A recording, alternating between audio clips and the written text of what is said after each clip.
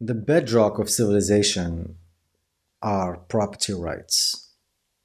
If you don't have property rights, you're not going to have civilization. And throughout history, people had to fight and die for their property. In other words, if you cannot defend your property, it's not your property anymore. Someone will come kill you and take it. That's been the case for most of human history. And until recently, people can still own things, including their money, including their houses, including cars, whatever. But then when you think about it, do you really own anything? Let's take a house, for example. If you are renting, then you don't own the house because the house belongs to the landlord and you are paying rent to the landlord. So you don't really own the apartments that you rent.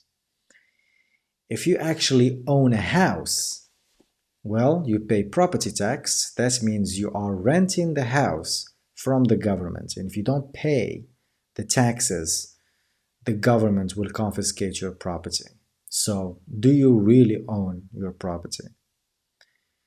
And that's basically the case with everything else. Take money, for example. You think your money in the bank is your money?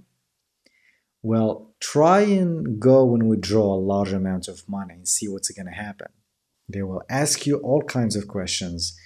You will have to sign some papers. You will have to wait for them to get you the money. So you don't really have direct access to your own money because your money is not there. That's basically what's going on. Your money is not there. So you don't really own your money. That's not to mention that if you are not a good citizen, and good depends on where you are, depends on the government's definition of good. They might even freeze your assets and freeze your bank accounts and take your money basically. So, do you really own your money? The simple answer is no, you don't. So, you don't really own anything. You just have the illusion of ownership until Bitcoin comes along.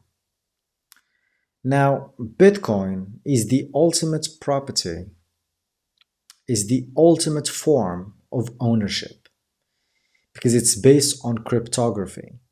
It's the first time in the history of mankind where people can own something and can protect it cryptographically and nobody can take it from them. I mean, someone can kill you and still not get your property, still not get your capital, still not get your Bitcoin because they don't have the private key to your capital, to your Bitcoin. So Bitcoin is the only thing that you can fully own. Of course, if you custody your Bitcoin in a hard wallet, not in an exchange like Binance or Bybit or any of these exchanges. Exchanges are just like banks. Your crypto is not really there. Your Bitcoin is not really there. So you have to have a hard wallet, cold storage. When you have a hard wallet, when you have a cold storage, your capital is in your head. And you can literally get on a plane and go anywhere in the world and still access your funds, still access your capital. And no one can take it from you. No one can confiscate it from you. No one can steal it from you because it's here. I mean, they can kill you, but they can't get your money. They can't get your capital. So think about it. Bitcoin is the ultimate form of ownership that existed in the history of mankind. When I first realized this many years ago, I was flabbergasted. I just couldn't believe that something like this happened.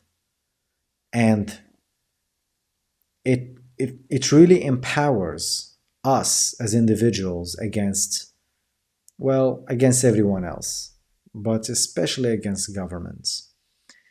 Because now in Morocco, they are really ramping up on taxes and they're trying to tax pretty much everything. And that's happening all over the world. And Bitcoin like I've said, is the only property that you can own in your head, and nobody can take it from you. Nobody can tax it.